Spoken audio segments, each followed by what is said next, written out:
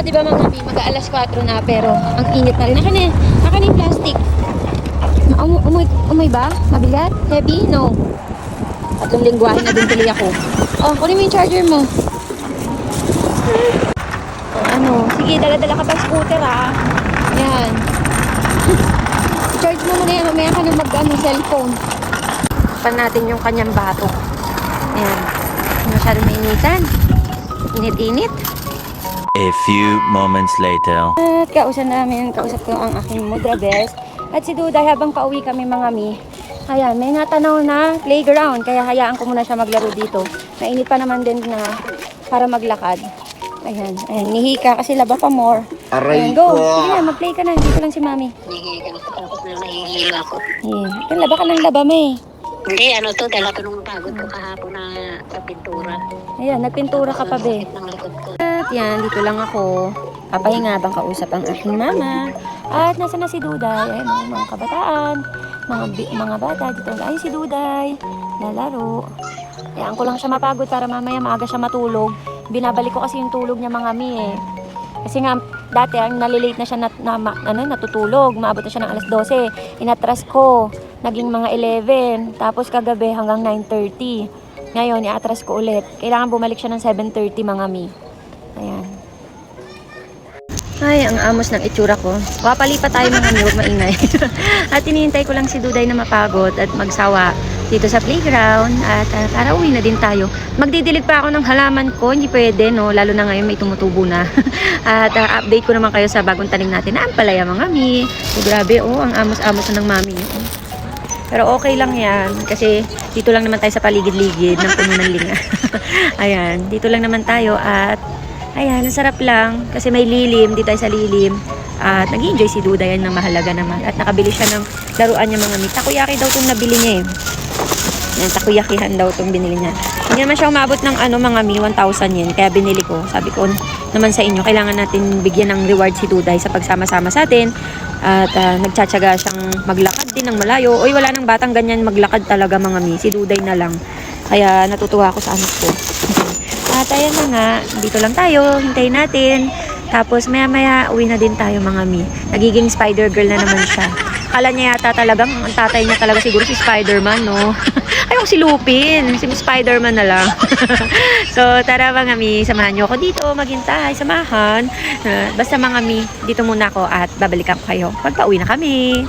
Saan ang Duday? Ayun, Duday. Nagsiswing mag-isa, puntahan natin, kawawa naman. Gusto niya siguro may magtulak sa kanya mga mi. Punta natin si Duday. At ayan. Ganda din dito mga mi. Pwede kayo mag-picnic kasi may parang tambayan. Ayan, ganyan. Tapos puntahan natin si Duday. Ang ganda ng ngiti niya. Nakita niya ako Wala nagtulak sa'yo, be? Abunay naman yan. I don't have friends. You don't have friends? Hindi naman tayo taga dito, be. Dumaan nga lang tayo. Makipag-friends ka para More speed. More speed. Moto hayay.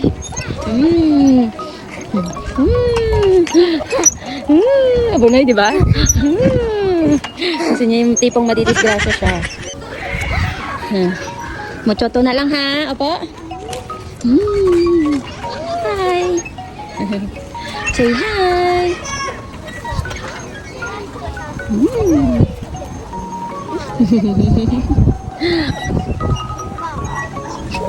Bigat. Ang bigat kasi. Ang hirap i-push. Diba? Pagkas magsiso, yan naman. Planking. Init-init niya. Nabilag yan sa araw, be. Atso ko na no? Atso dyan, ay. Atso, diba?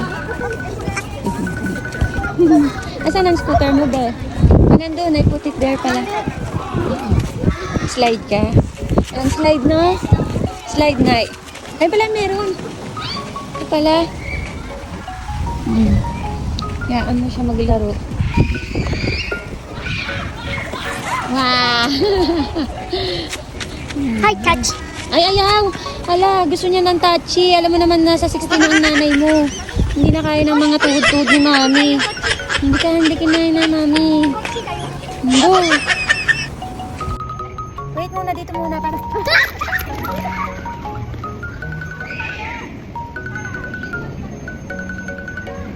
O, di ba mga mi, kahit talaga masakit ang tuhod ko at hindi na kaya ng katawan kong tumakbo-takbo, talaga naman nakipaghabulan pa rin ako kay Duday. Wag lang siya maging malungkot mga mi, kasi nga wala siyang kalaro dito at kakilala, kaya naman ang mami nyo ang to the rescue kay Duday natin. At talaga naman ang mga magulang at ang mami nyo ay talagang gagawin ng lahat para sa anak, no mga mi. Ganito siguro talaga pag magulang ka na, kahit na hindi na kaya ng kasukasuan mo, talagang susubukan at gagawin mo pa rin, mapasaya lang ang iyong mga anak. Kaya nga sa part ng mga magulang, kapag nahusgahan po talaga tayo sa pagiging magulang natin, sa pag-aalaga at pagmamahal natin sa mga anak natin, ay talagang masakit mga mi.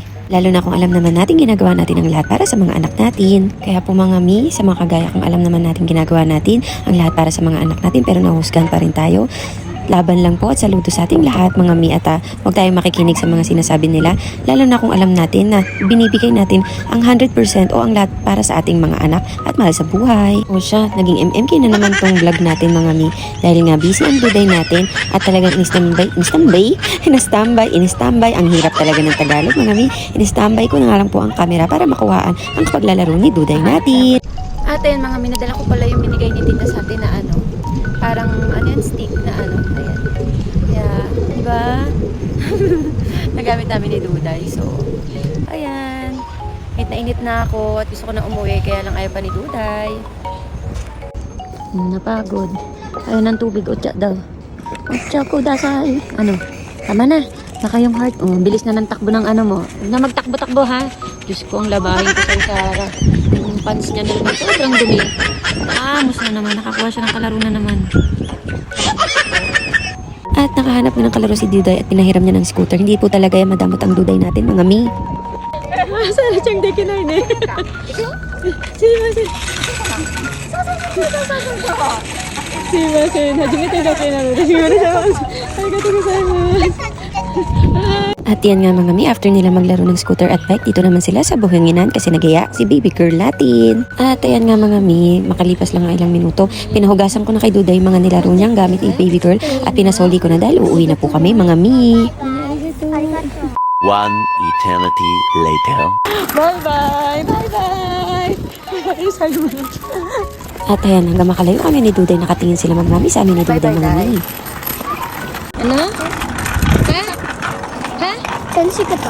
Sikat ka. Sikat tayo kata desu ne. Atarashi tomodachi iru ne. Yokatta. Ocha kudasai. At syempre, napagod. Nagpalamig sa 7-Eleven. Bibili daw siya. Dali na, bumili ka na ng gusto mo. Diyos ko, ang hirap naman na ito, be. Ang bastos mo. Bastos yan. Go. Do you want? Bili daw siya ice cream. Mami kape na? Yes, gabi na. Kami yan, panya, tsaka yan. Gastos kita, be.